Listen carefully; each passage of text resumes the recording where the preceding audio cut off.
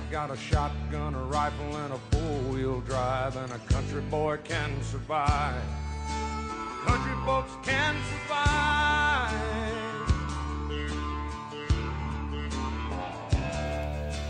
I can plow a field all day long. I can catch catfish from dusk till dawn.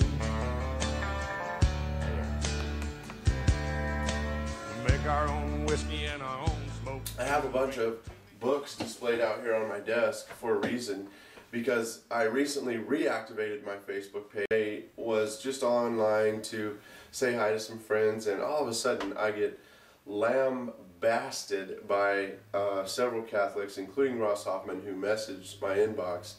And again, with the vitriol and the venom, he was antagonizing me, and it's just unbelievable. And I'm sure many of you can relate. This man will blow up your inbox and just inundate you with all kinds of information and lengthy texts of various kinds of descriptions of the doctrines of demons that are held within the Roman Catholic Church.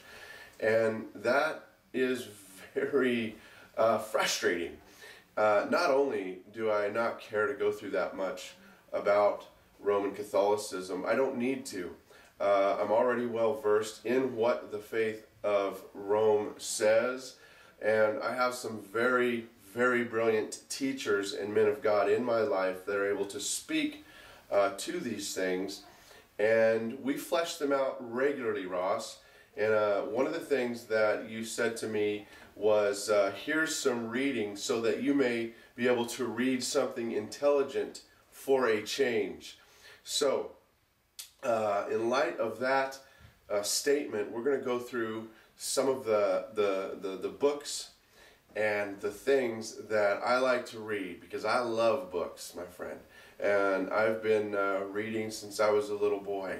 So I'm very, very sick and tired of the way that you come across. And really, I could say a lot of things about why you are the way you are. But let's just say that Ross Hoffman is a bitter little man who exhibits all the characteristics of someone who has very serious insecurity issues, to put it mildly. So, I really, I don't have a big problem here, except that I just like to expose heresy, and I like to stand up for the Word of God.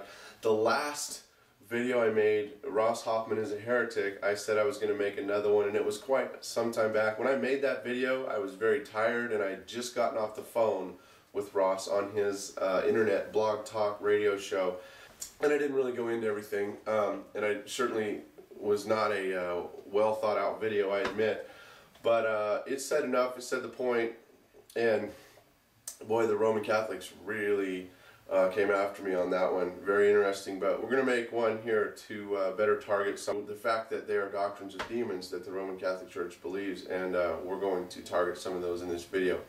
But first, I want to look at some of the books I have on my shelf, and this is also just for my Protestant brothers and sisters out there, so that you can see some of the things, hopefully light a fire in your belly to get some of these books, and also hopefully to show the Roman Catholics, hey, here is a very good list of information that you could have and read and enjoy, and hopefully awaken your mind from the deceptions of Rome.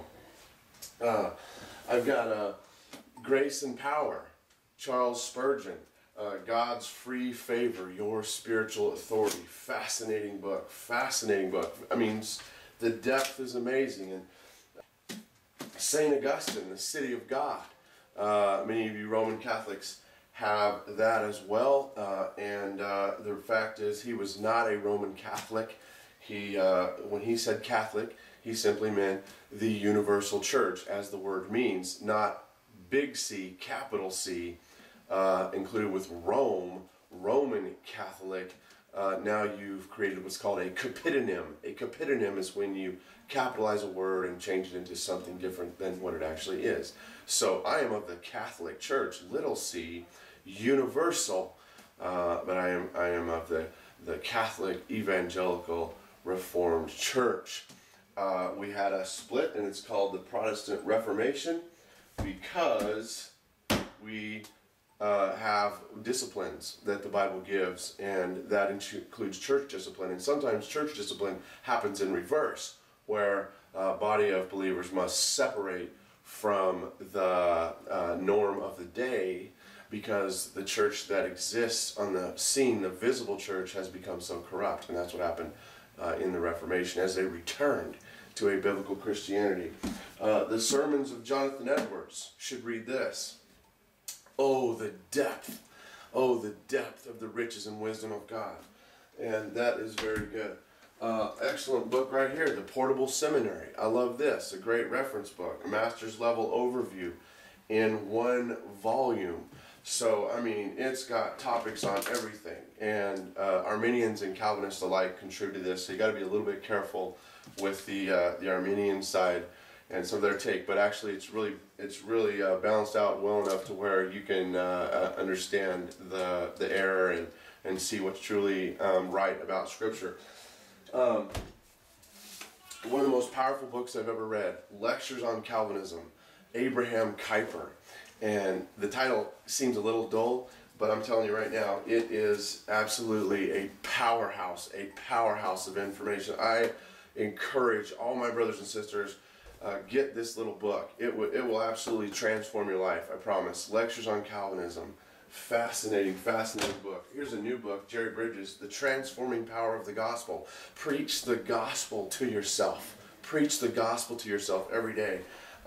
This is I cherish this book. I just got it. It's brand new. Jerry Bridges. 2 Corinthians 5:21 is on the cover. I'll just read that. For our sake he made him to be sin who knew no sin, so that in him we might become the righteousness of God, Romanists. We might become the righteousness of God. He was made into sin who knew no sin. That's the gospel.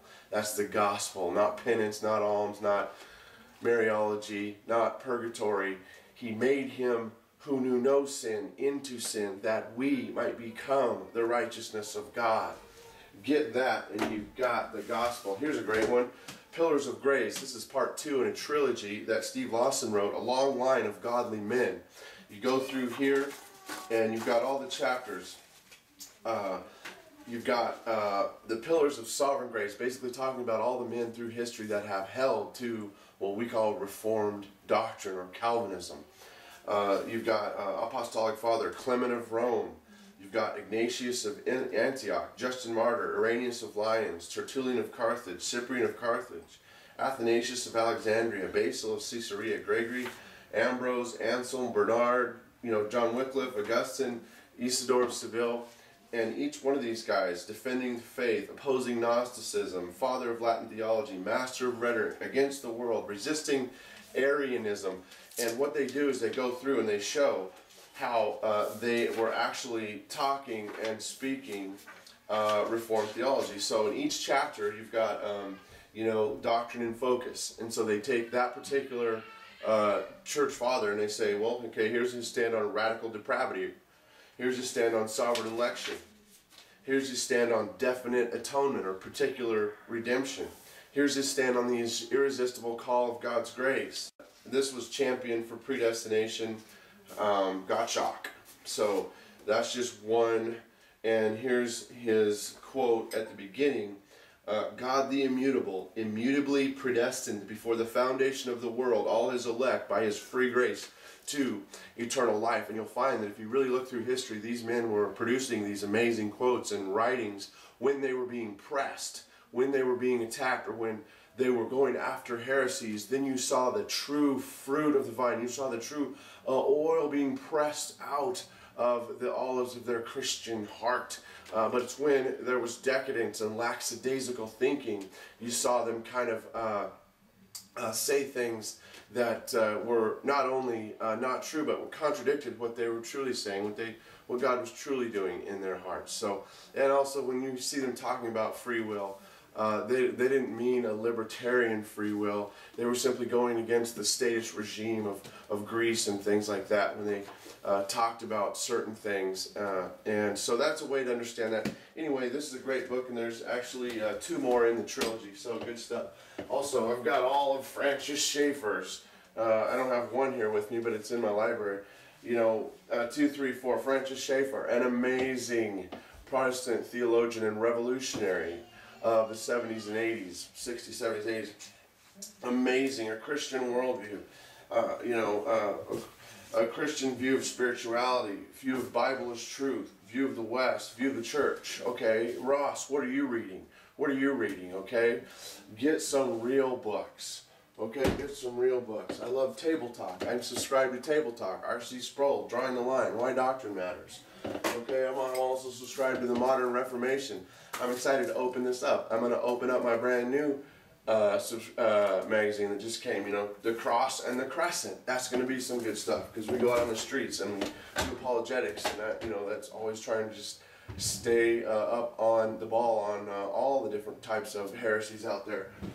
You know, we've got The Christian in Complete Armor, William Gurnall.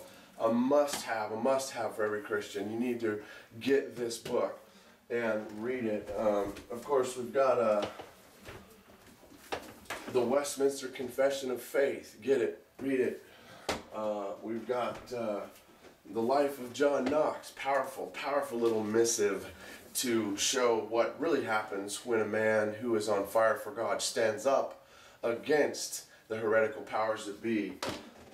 You know, I've got R.C. Sproul, The Holiness of God, powerful book. I've got more R.C. Sproul. Now that's a good question. That's good stuff.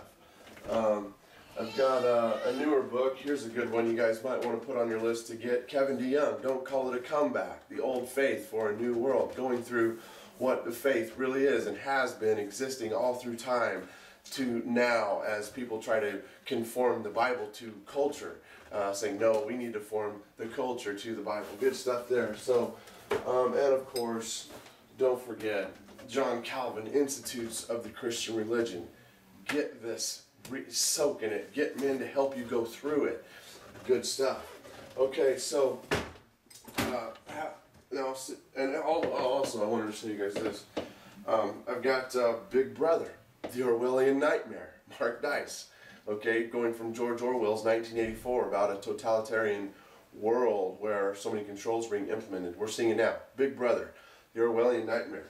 Okay, how about Apollyon Rising 2012?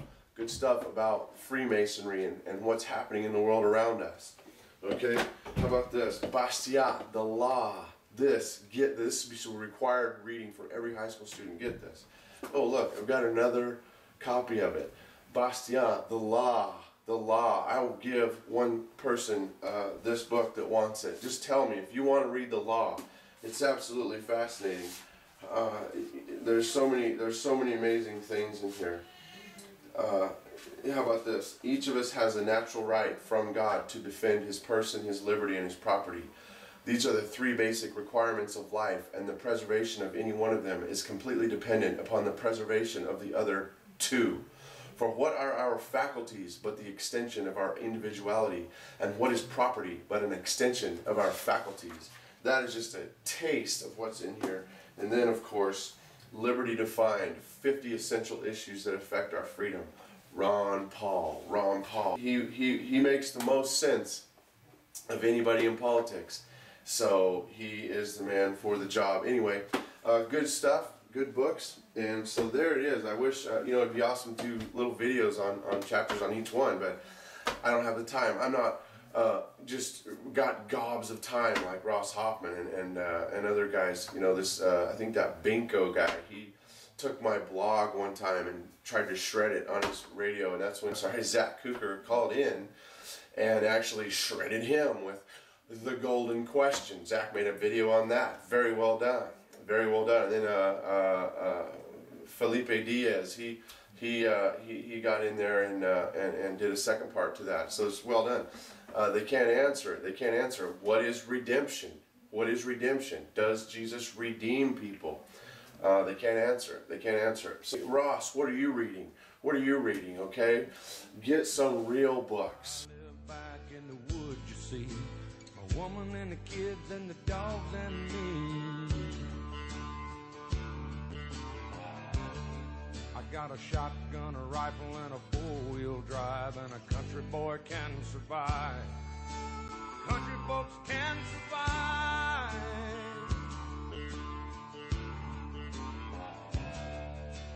I can plow a field all day long. I can catch catfish from dusk till dawn.